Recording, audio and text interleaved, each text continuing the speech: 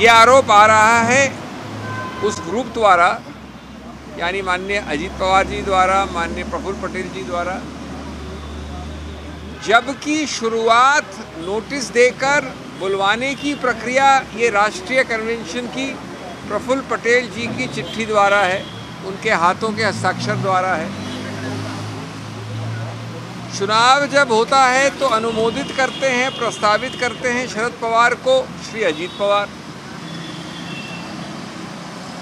दसों बार वो दस्तावेज दिखाए गए चुनाव आयोग को, जिसमें लिखते हैं कि ये हमारे सर्वोपरि लीडर हैं, चुनाव में हम इनको अनुरोध कर रहे हैं कि ये खड़े हों, कोई और इनके विरुद्ध खड़ा नहीं होना चाहता है, और मैं अजीत पवार, मैं प्रफुल्ल पटेल, मैं ये इनका पूरा समर्थन करते हैं। चौथा बिंदु, इसके बाद अचानक 30 जून 2023 में ये मुद्दा आ ही नहीं सकता कि इस पार्टी में स्प्लिट हुआ है, इस पार्टी का सिंबल इसको दो या उसको दो।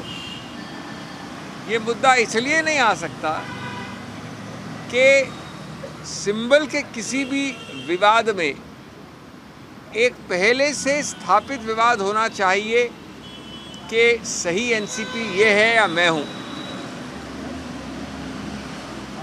जब आपके सब दस्तावेज, सब वक्तव्य, सब हलफनामों में ये स्पष्ट लिखा है कि 30 तारीख के पहले कभी आपने ये मुद्दा नहीं उठाया कि एनसीपी ऐसी है, ए है या बी है, या एनसीपी में डिवीज़न है, या एनसीपी में गुटबाजी है, या शरद पवार लीडर नहीं है, तो आपने जब याचिका फाइल की 30 तारीख को, इस तारीख का महत्व है, जब याचिका फाइल की तो उस तारीख को कोई विवाद ही नहीं था। जब विवाद ही नहीं है तो डिस्प्यूट का मुद्दा कहाँ से आता है? चुनाव आयोग को अधिकार क्षेत्र, जुरिस्डिक्शन कहाँ से मिलता है?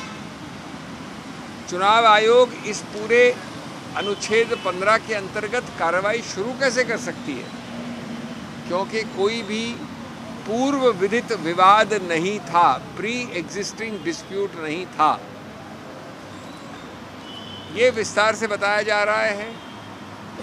जो चुनाव आयोग के केस लॉ हैं, आखिर चुनाव आयोग ने कई निर्णय दिए हैं पहले इसी अनुच्छेद 15 पे, उनको हमने साइट किया है, कर रहे हैं अभी मेरे मित्र। उदाहरण के तौर पे ब्रह्मानंद रेड्डी का केस है 1978 में, आज से यानी क्या 40 वर्ष 45 वर्ष पहले। उसमें बड़ा स्पष्ट लिखा है कि अनुच्छेद 15 के डिस्प्यूट में पूर्व विदित, पूर्व स्थापित विवाद होना चाहिए। तो जब ये सब है तो सिर्फ आप 30 तारीख को फाइल करने के बाद अपनी फाइलिंग द्वारा एक नया डिस्प्यूट, विवाद नहीं खड़ा कर सकते। मैं कल एक नया याचिका फाइल करके विवाद नहीं खड़ा कर सकता अनुच्छेद 15 के अंदर। मेरा विवाद याचिका दर्ज करने से बहुत पहले से होना चाहिए। ये एक कानूनी टेस्ट है। इसके अलावा मजाकिया बात है कि इतने दस्तावेज सब जगह शरद पवार जी को 100% समर्थन किया इन्हीं व्यक्तियों ने जो आज कह रहे हैं कि हमें विश्वास नहीं है, हमें अविश्वास है इस पूरी प्रक्रिया में। वो प्रक्रिया इन्होंने चलाई, इन्होंने दस्तावेज साइन किए, इन्होंने मीटिंग बुलाई, इन्होंने अपने रेजोल्यूशन प्रस्तावित किए। तो हम इस प्रक्रिया के द्वारा ये पूरे आडंबर को, इस पूरे मिथ्या प्रचार को, इस झूठ को हम एक्सपोज कर रहे हैं कि आपको बरगलाने का, आपको बहकाने का और मूर्ख बनाने की प्रक्रिया की जा रही है। ये चलेगी अभी, इसके बाद मैं दलील ऑल करूँगा जब नई तारीख होगी, तिथि फिक्स। लेकिन ये संक्षिप्त में आज हुआ। Friends, I will take only 2 minutes in English. You have heard me in Hindi. The hearing is still going on. We have come out slightly earlier. Hearing will go on another date also.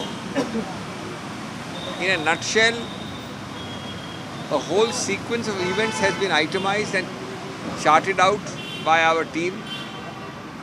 The events show that from 1999 to 2018 and onwards, all the way to 2023,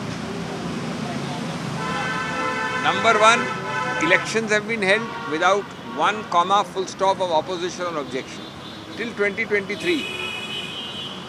Number 2, no objection, no dispute, no challenge. Number 3, the national conventions, the meetings have been called